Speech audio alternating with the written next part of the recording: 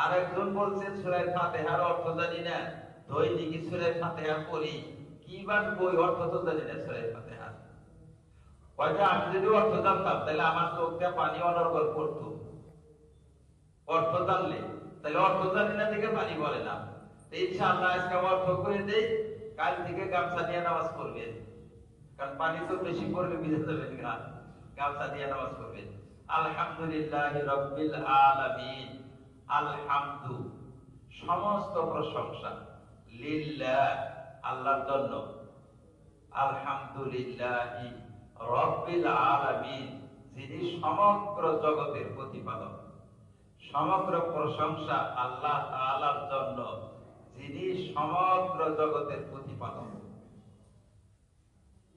সমস্ত প্রশংসা আল্লাহ তাআলার জন্য, যে আল্লাহ সমগ্র জগতের প্রতিপালক। আর রহমানির রাহিম। আর রহমানির রাহিম মানে যিনি অত্যন্ত করুণাময় আর অসীম দয়ালু।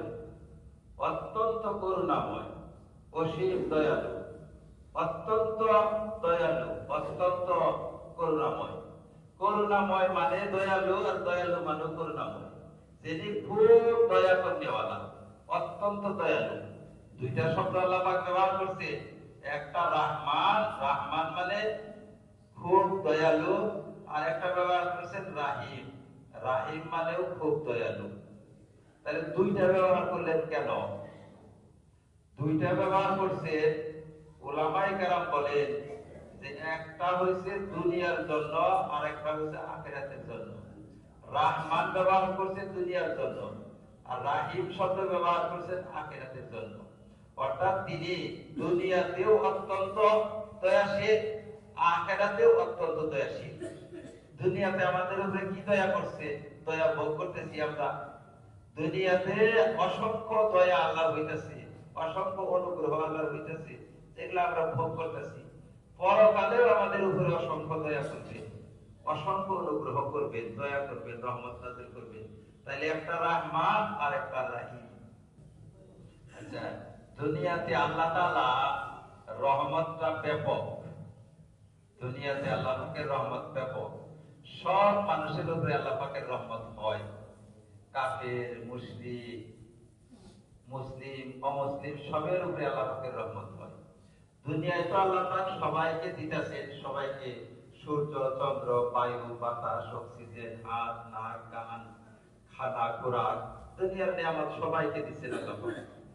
কিয়ামতের দিন আল্লাহ পাকের রহমত বিশিষ্ট থাকবে মুমিনদের জন্য। কিয়ামতের দিন আল্লাহ পাকের রহমত খাস থাকবে, বিশিষ্ট থাকবে, সীমিত থাকবে মুমিনদের জন্য। আল্লাহ রাসূল ঘোষণা করাইছেন সাহাবাদেরকে দিয়া, তোমরা ঘোষণা করো যে মুমিন বান্দা ছাড়া কেউ জান্নাতে যাবে না, ঈমানদার ছাড়া কেউ জান্নাতে যাবে না। জান্নাতে আল্লাহর রহমতের ঘরে শুধু ঈমানদার লোক যাবে, ঈমানদার ছাড়া কেউ যাবে না। এখন আপনি বলবেন যেটা আপনি কিভাবে এখন বলে, এটা আল্লাহ পাক নিজেই কইছে, এটা আল্লাহ পাক নিজেই ঘোষণা করছে। কোরআন শরীফের মধ্যে বারবার ঘোষণা করছে, হাদিসের মধ্যে ঘোষণা করছে না। আর রহমানির রাহিম। তারপরে বলছে মালিক ইয়াউমিদ্দিন, যিনি প্রতিদান দিবসের মালিক। আল্লাহরই গুণ গাইতেছে যে আল্লাহ দয়ালু, পরম ক্ষমাশীল, পরম দয়ালু, যিনি মালিক ইয়াউমিদ্দিন, যিনি প্রতিদান দিবসের মালিক। দিন, দিন মানে প্রতিদান, যেদিন মানুষকে জীবনের প্রতিদান দেওয়া হবে, ভালো মন্দ আমলের প্রতিদান যেদিন দেওয়া হবে, বদলা যেদিন দেওয়া হবে, ভালো করেন মন্দ করেন যাই করছেন এর বিনিময় আপনাকে দেওয়া হবে যেদিন, সেই দিনের মালিক তিনি। সেই দিনের মালিক কারা? আল্লাহ। আল্লাহর বৈশিষ্ট্য, সেই দিনের মালিক তিনি। ইয়্যাকা না'বুদু, হে আল্লাহ একমাত্র তোমারই ইবাদত করি, আমরা একমাত্র তোমারই ইবাদত করি। ওয়া ইয়্যাকা নাস্তাঈন, একমাত্র তোমারই কাছে আমরা সাহায্য চাই, একমাত্র তোমারই কাছে সাহায্য চাই। তুমি ছাড়া অন্য কারো কাছে সাহায্য চাই না। একমাত্র তোমারই ইবাদত করি। যেহেতু একমাত্র আল্লাহর ইবাদত করি, আল্লাহর সাথে অন্য কারো যদি ইবাদত করেন তাহলে এটা শিরক। আর আল্লাহ পাক শিরক গুনাহ মাফ করবেন না। ইবাদত কারে কয়? ইবাদত তো একটু বহন অর্থবহন করে। আপনারা হয়তো বুঝতে একটু অসুবিধা হবার পারে। শপথ করাটাও ইবাদত, কসম করাও ইবাদত, মানত করাও ইবাদত, বরকত হিসাবে নাম নেওয়াটাও ইবাদত, জপ করাটাও ইবাদত, প্রার্থনা করাটাও ইবাদত, আদবের সাথে দাঁড়িয়ে থাকাটাও ইবাদত, আদবের সাথে ঝোঁকাও ইবাদত, আদবের সাথে মাথা নত করাও ইবাদত। এগুলাকে ইবাদত বলা হয়। এগুলা একমাত্র তোমার জন্য, আল্লাহর জন্য আমরা ওয়াদা করতেছি। ইয়্যাকা না'বুদু, হে আল্লাহ একমাত্র তোমারই ইবাদত করি আমরা। তাহলে আল্লাহর নামে শপথ করা যাবে, অন্যের নামে শপথ করা যাবে না। আল্লাহর নামে মানত করা যাবে, অন্যের নামে মানত করা যাবে না। আল্লাহর নামে কুরবানি, অন্যের নামে কুরবানি দেওয়া যাবে না।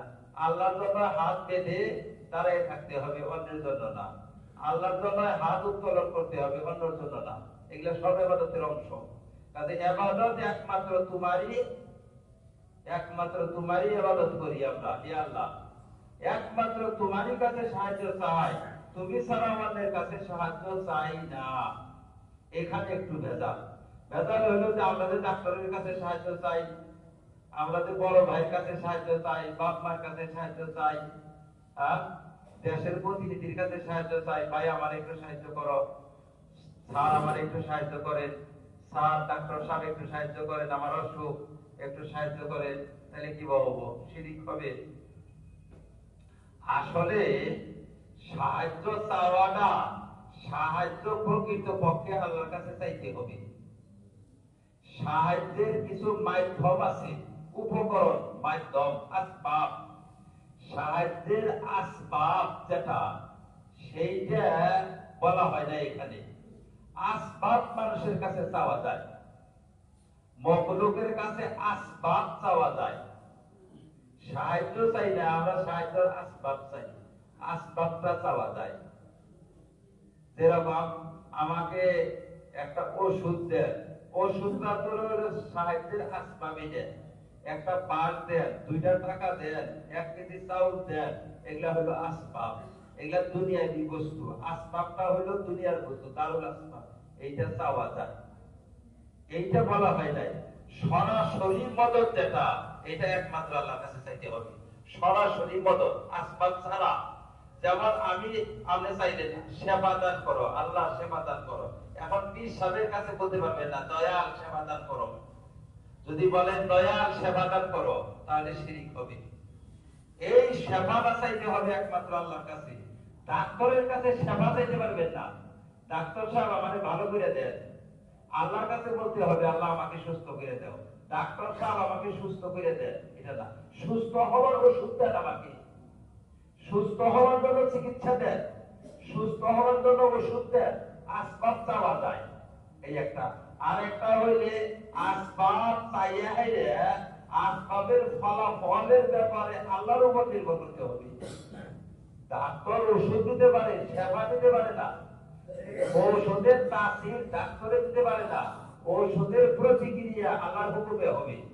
ওষুধ খাইলে প্রতিক্রিয়া নাও হবার পারে, ডাক্তারে দিতে পারবে না। ঔষধের মধ্যে যে প্রতিক্রিয়াটা, এটা আল্লাহ রাখছে। ঔষধের মধ্যে যে তাসির, এটা আল্লাহ রাখছে। ঔষধের মধ্যে সেবা, আল্লাহর হুকুম হইলে সেবা হবে, আল্লাহর হুকুম না হইলে সেবা হবে না। মানুষের কাছে আমরা আসবাব চাইয়া, আসবাবের মধ্যে ফলাফলটা আল্লাহর কাছে চাইতে হবে। কাজে হে আল্লাহ একমাত্র তোমারই কাছে আমরা সাহায্য চাই। সাহায্য একটা হলো ওমরে আদিয়া, একটা ওমরে গায়ের আদিয়া। স্বাভাবিক দুনিয়াতে স্বাভাবিক বস্তু যেটা, দুনিয়াতে আদত হিসাবে স্বাভাবিক বস্তু যেটা, সেইটা মানুষের কাছে চাওয়া যায়। অস্বাভাবিক বস্তু চাওয়া যায় না। অস্বাভাবিক বস্তু একমাত্র আল্লাহর কাছে। ওমরে আদিয়া, যেমন একটা বাস দেন আমাকে, এটা স্বাভাবিক। আমাকে একটা টাকা দেন, 1 কেজি চাউল দেন, এই কাপড়টা দেন, এই আমার বস্তাটা উঠাইয়ে দেন, বোঝাটা উঠাইয়ে দেন, এগুলো হলো স্বাভাবিক। আদিয়া বলে এগুলাকে।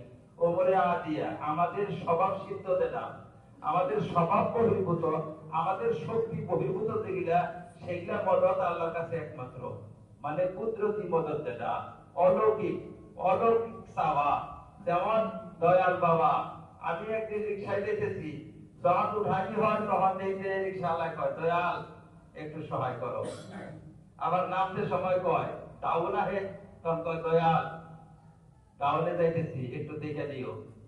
আমি কই যে আমি আর গাড়িতে গাড়িতে তো আর কোনো কেউ নাই, আপনি কার সঙ্গে কথা কন, আমি খালি শুনতেছি। কয় যে আমার বীর আছে না, আমার বীরের সাথে কথা বলতেছি।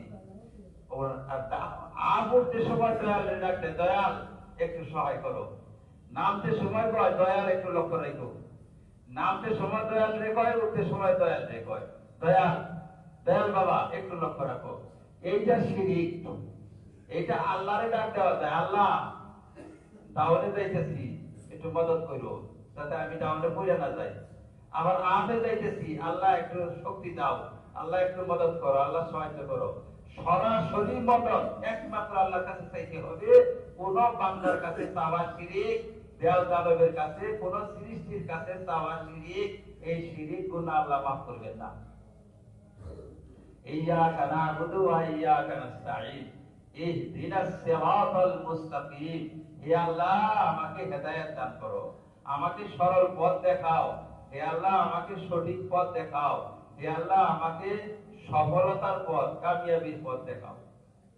এটা আল্লাহর কাছে চাওয়া হইল। এখন আবার পথের ব্যাখ্যা করতেছে, সিরাতাল্লাযীনা আন'আমতা আলাইহিম, সেই সব পুণ্যবানদের পথ দেখাও যাদের উপরে তোমার অনুগ্রহ অবতীর্ণ হয়েছে। অনুগ্রহ অবতীর্ণ হয়েছে, রহমত হয়েছে কাদের উপর? নবীদের, সিদ্দিকদের আর সালেহ নেক বান্দাদের। অর্থাৎ তোমার পুণ্যবান বান্দাদের পথ দেখাও, পুণ্যবান নবী রাসূলদের পথ দেখাও আমাকে, নবী রাসূল আউলিয়াদের পথ দেখাও। গায়রিল মাগদুবি আলাইহিম ওয়ালাদ-দাল্লিন, যাদের উপর তোমার গজব হয়েছে, যারা পথভ্রষ্ট হয়েছে, তাদের পথ আমাকে দেখাইও না। তাদের পথ না যাদের উপরে তোমার গজব হয়েছে, তাদের পথ না যারা বিভ্রান্ত হয়ে গেছে। গজব হয়েছে কার উপর? বিভ্রান্ত হয়েছে কারা? গজব হয়েছে এটা আল্লাহ রাসূল সাল্লাল্লাহু আলাইহি সাল্লামের যুগে। আল্লাহ রাসূল তো উদাহরণ দিয়ে বুঝাইছিলেন যে মাগদুবি আলাইহিম হইছে ইহুদি, মাগদুবি আলাইহিম হইছে ইহুদি, আর দাল্লিন হইছে নাসারা বা খ্রিস্টান। এরা মাগদুব দলে, নাসারাদের পথ দেখাইও না আমাকে, আর ইহুদিদের পথ দেখাইও না। সূরা ফাতিহার অর্থ, সমস্ত প্রশংসা আল্লাহ তাআলার জন্য, যিনি সমগ্র জগতের প্রতিপালক, অসীম দয়ালু, অত্যন্ত করুণাময়, যিনি প্রতিদান দিবসের মালিক। হে আল্লাহ, একমাত্র তোমারই কাছে আমরা একমাত্র তোমারই ইবাদত করি, একমাত্র তোমারই কাছে সাহায্য চাই। হে আল্লাহ, তুমি আমাদেরকে সরল পথ দেখাও, তোমার পুণ্যবান বান্দাদের পথ, তাদের পথ না যাদের উপরে তোমার গজব নাযিল হয়েছে, এবং তাদের পথ না যারা পথভ্রষ্ট হয়ে গেছে, তাদের পথ না, পথ আমাকে দেখাও। গায়রিল মাগদুবি আলাইহিম ওয়ালাদ-দাল্লিন। তারপরে শেষে আমিন, এটা সবাই বলে। এর অর্থ হইল যে হে আল্লাহ, আমাদের এই প্রার্থনা তুমি কবুল করো।